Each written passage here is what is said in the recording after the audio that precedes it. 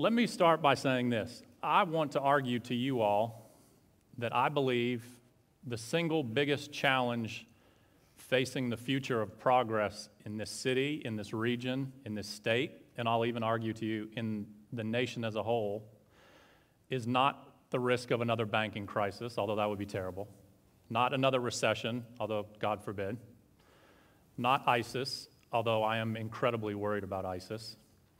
At a more fundamental level, the challenge that continues to grow over the last 40, now 45 years, is what to do as a civilized people when, culturally speaking, we continue to fragment apart from ourselves. We've been witnessing now for over 40 years a civic decline, a civic deterioration.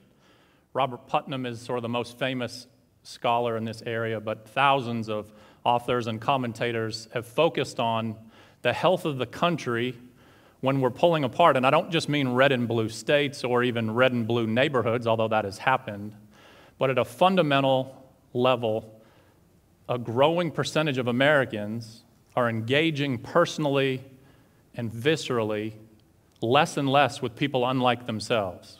And we can continue to hold out promise for the internet age as the great connector of mankind, and I think it does hold that promise out, but for the majority of us in America, we have not used the internet to connect to viewpoints and cultures and ideas and experiences different than our own. We've used it to connect with ourselves, spending even more time locked in an echo chamber of like-minded viewpoints and people who share the same wealth and status and voting history, reinforcing our own ideas. And nothing's wrong with having your own ideas and your own values, but it makes it harder for us to be thoughtful, pragmatic, innovative citizens solving incredibly complicated, nuanced problems when fewer and fewer of us are personally engaged in conversations and relationships and have a personal knowledge of families going through things unlike our own.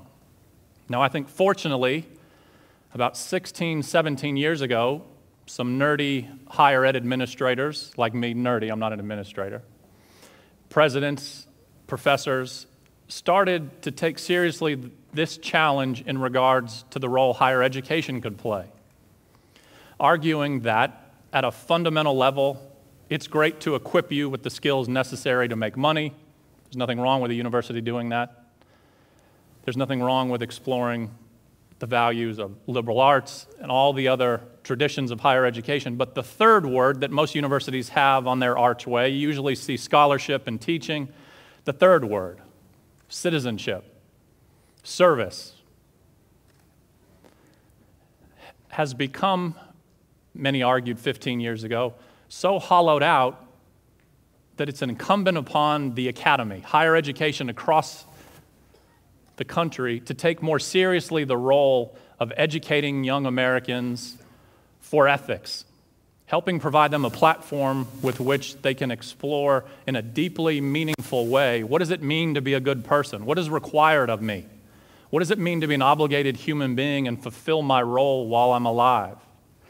And the conversation resulted in an articulation of what many people refer to as service learning, or the scholarship of engagement, incorporating in community experiences, research, and service disciplines, not just for social work students, not just for education students or for fraternities and sororities, across disciplines.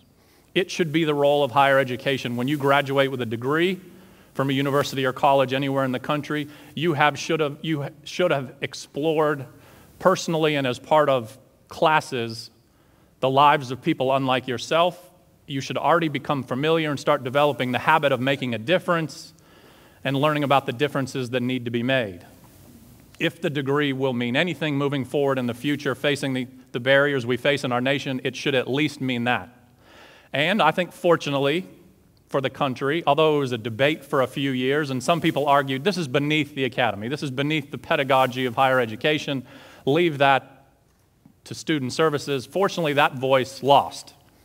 And you can't find a university administrator anywhere in the country who doesn't tell you it's important to them to provide a platform for their students to make a difference and engage in the communities around them or even globally. And I think that's great. But it occurred to me 10 years ago, most universities are limited in that ambition by infrastructure and planning. And couldn't we, if we thought about a model to partner universities together and two-year schools and colleges who are normally pretty turfy and a little bit competitive with each other for resources. What if there were an organization that provided the infrastructure for connecting the culture of difference-making across campuses, across a region? What could we unleash if we made that the normal practice? What if that became the habit of what it means to be in higher education?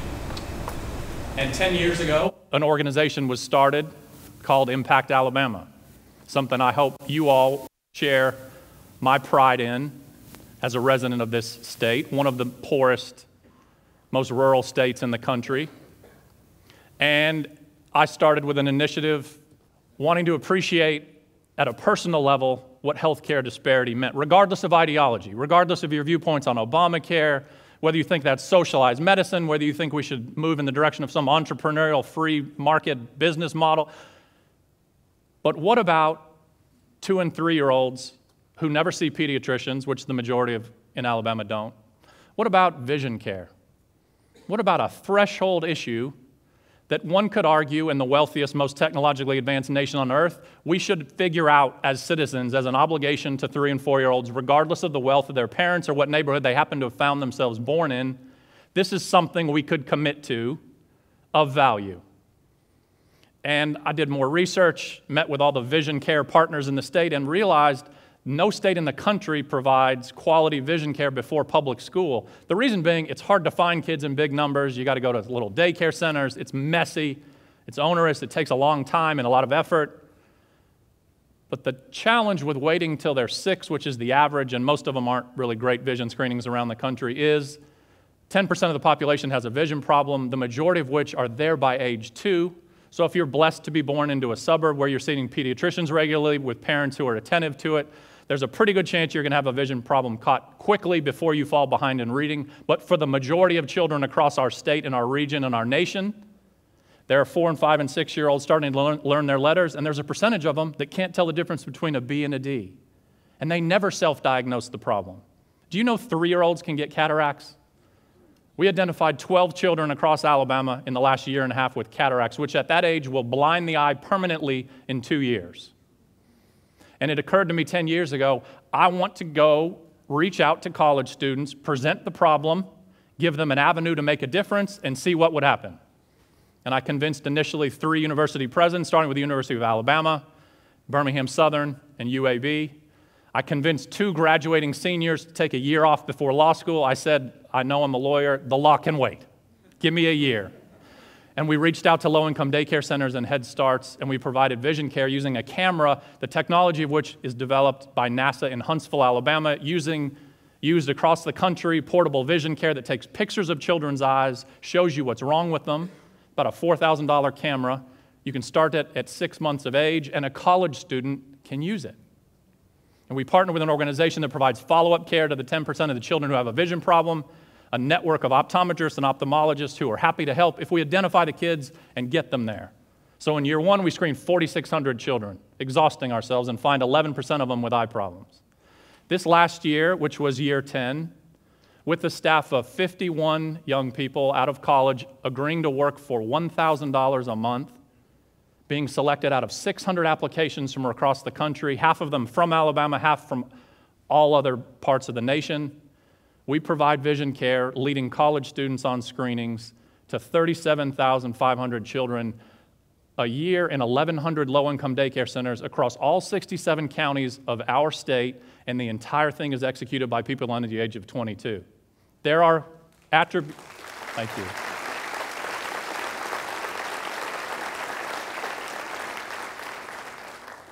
There are, it turns out, 18 to 22-year-olds for whom this story and an explanation, clear and concise, will bring them to the point where they're setting their alarms at 6 o'clock in the morning, and they'll come to the Center for Ethics at the University of Alabama and pick up that $4,000 camera and drive to a daycare center in a trailer in Greene County down a dirt road you can't find on MapQuest, and they set the thing up and take the picture of the 12 kids in the living room because they believe in their gut those children deserve health care. And we can argue and debate in the afternoon, which I think is valuable, but sometimes it's valuable to get in the habit of providing the civic response ourselves, and in this case, a generation of college students is showing the nation how to solve the problem statewide.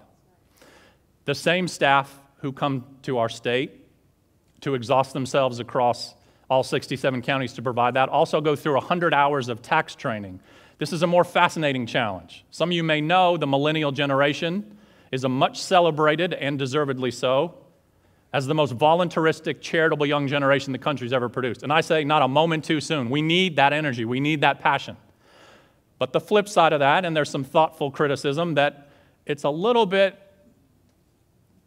self-centered in nature. It's a little bit celebrating the accomplishments of me. There's a lot of pictures. There's a lot of sharing on social media. There's a lot of trips abroad.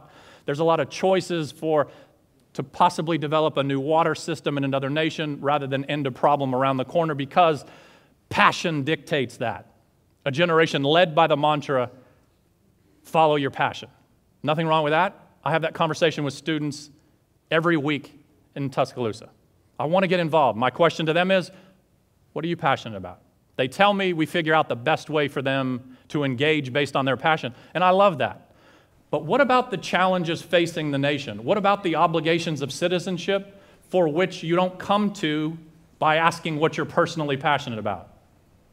Would this culture of higher education and obligation and outreach, would it work for that? Would this generation rise to that challenge, or only for the things that engender passion and excitement and easy to tell stories like 3-year-olds in a rural county who need vision care before they fall behind in reading? What if it's about taxes? What if it's about an acknowledgement, and I know I'm speaking to a room filled with probably 99% of us having graduated from college. There are a lot of challenges facing Alabamians, Americans who are in poverty, and a lot of those challenges are localized.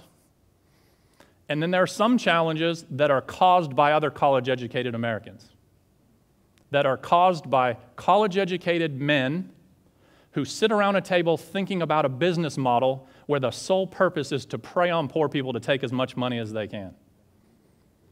When that's the case, I think that rises to the challenge of engaging other college-educated Americans as part of our responsibility. Our kind of people caused this problem. They set up this challenge. It should be partly on us. And so I thought to myself, how do I make tax preparation sexy? How do I make it exciting to a 19-year-old? Big challenge, right? Not a lot of us fall asleep at night thinking, oh, if I had anything right now, I'd wish I had some tax preparation. But rather than try to couch it in an exciting story, this is the approach we take. There are 1,000 colleges around the country with a tax initiative. Free tax preparation for low-income families making less than $50,000 a year. The average family in Alabama, this is not poverty. The majority of families make less than $50,000 a year.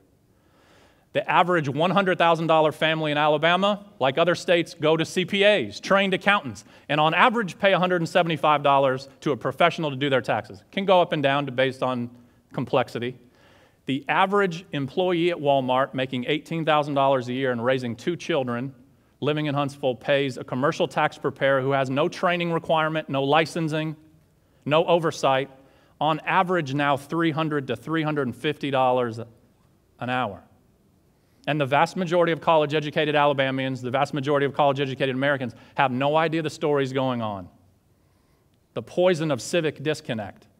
And so it occurs to me, unlike the other 1,000 campuses around the country who engage a handful of accounting students to set up a tax site under the guise of helping you prepare for your career and maybe you can make a little bit of difference, averaging 50 families to 100 families, we take a different approach. English majors, philosophy majors, I don't care if you want to be an accountant. This has nothing to do with you. This has nothing to do with accounting. If you're passionate about children, I'm going to set you up to volunteer in a school. If you're passionate about senior citizens, I'm going to set you up at a senior home. During the months of January and February, I don't care what you're passionate about. This is not about you. This is about the largest federal anti-poverty program in the country, singularly enjoying bipartisan support, called the Earned Income Tax Credit, that results in $1 billion coming to Alabama in 8 weeks to working parents raising children, and a huge percentage gets peeled off the top by a predatory industry whose sole purpose is to take as much as possible. Take 8 hours of training, take a 2-hour certification test, and sit yourself at a desk for 4 hours a week during those 2 months, and in March, you can go back to what you're passionate about. This is bigger than you. in 3 years, the culture of that story grew, and as of last year, we recruited in 1 week 600 college students from 15 campuses, including UAH and UNA. We had to shut down the recruiting because we had no more capacity. And our 22-year-olds on staff operated 19 tax sites across this state in 8.5 weeks, serving 8,200 mainly working mothers raising children, securing them $15 million of refunds, conservatively saving them $2.5 million of out-of-pocket costs. Not a bad 8.5 weeks of the winter for a group of 18 to 24-year-olds in our state. The last thing I'll say about it is this: it's a valuable service to those families. The reason it's so fundamentally important to think about initiatives and creating the culture of engagement on university campuses is much bigger than the families you serve. The experience it provides to the young people. The vast majority of college students in America have never sat at a table and talked about finances with a single mother making $18,000 a year. Every year, time and time again, we get these reflection essays back after 2 weeks of this initiative.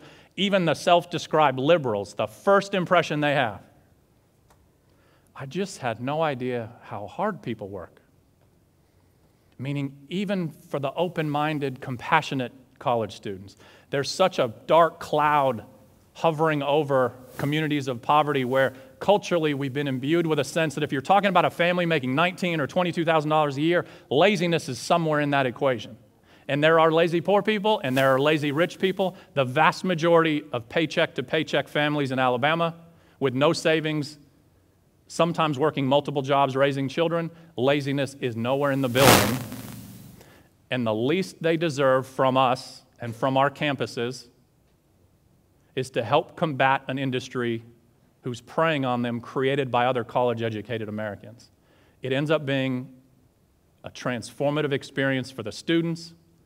It's something the campuses can be proud of, and literally within 3 years, it becomes the norm. So now you all know. There's a column of things that Alabama's not the greatest in. There's a column of things we are. You all can add to the column of things we're the greatest in. We have the most successful campus-based outreach service initiative for vision care and for tax preparation in the nation. Thank you all for having me. Thank you.